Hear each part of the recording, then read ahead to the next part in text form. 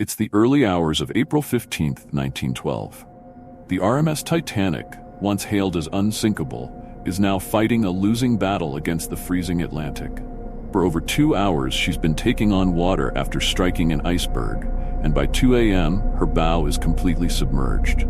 Passengers scramble on deck in chaos, with the last lifeboats either gone or impossible to launch.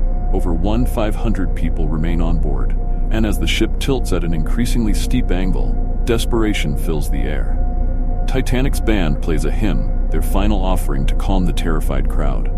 Meanwhile, Officer Lightoller and others struggle to free collapsible lifeboats, though the ship's steep incline makes their efforts nearly futile. As Titanic's stern rises higher, some passengers leap into the icy water below, hoping to survive. For a lucky few, their life jackets keep them afloat. For others, the impact of the plunge is fatal. Among the chaos, Chief Baker Charles Juin clings to the railing, defying the freezing water until the very last second. Below deck, Titanic's elegant interiors are being destroyed. Furniture, dishes, and even steel beams crash as the ship groans under impossible pressure. At around 2:10 a.m., the first funnel collapses, sending tons of steel into the water, crushing dozens and creating a massive wave that sweeps over collapsible lifeboats. Survivors, including Second Officer Charles Lightoller, are hurled into the water, fighting the pull of suction and debris to stay afloat. Then, with a thunderous crack, Titanic's spine gives way. The unthinkable happens. The ship breaks in two. The bow, waterlogged and impossibly heavy, plunges into the ocean, dragging the stern briefly upright. For a moment, it seems as though the stern might float, but the weight of the machinery and the pull of the sinking bow seal its fate. The stern rises dramatically, twisting in the air, before it too is dragged under, disappearing into the depths at 2:20 a.m. Witnesses in lifeboats watch in stunned silence as the once mighty Titanic vanishes, leaving behind a dark, freezing sea littered with wreckage and bodies.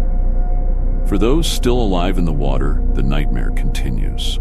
The temperature of the Atlantic is near freezing, and hypothermia begins to set in within minutes. Survivors cling to debris, calling out for help, but the lifeboats, already overcrowded, hesitate to return. Charles Juin miraculously survives by treading water for hours, seemingly immune to the cold. Others, like Frank Prentice, manage to cling to wreckage until they are rescued. By the time the rescue ship Carpathia arrives hours later, only around 40 people have been pulled from the water. The rest, over 1,500 souls, have succumbed to the icy abyss. The tragedy of Titanic's sinking is more than just a story of a shipwreck.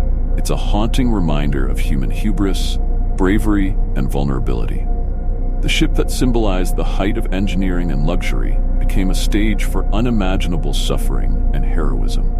In the aftermath, Titanic's legacy would reshape maritime safety forever, but for those who lived through that night, the memories of the screams and icy waters would never fade.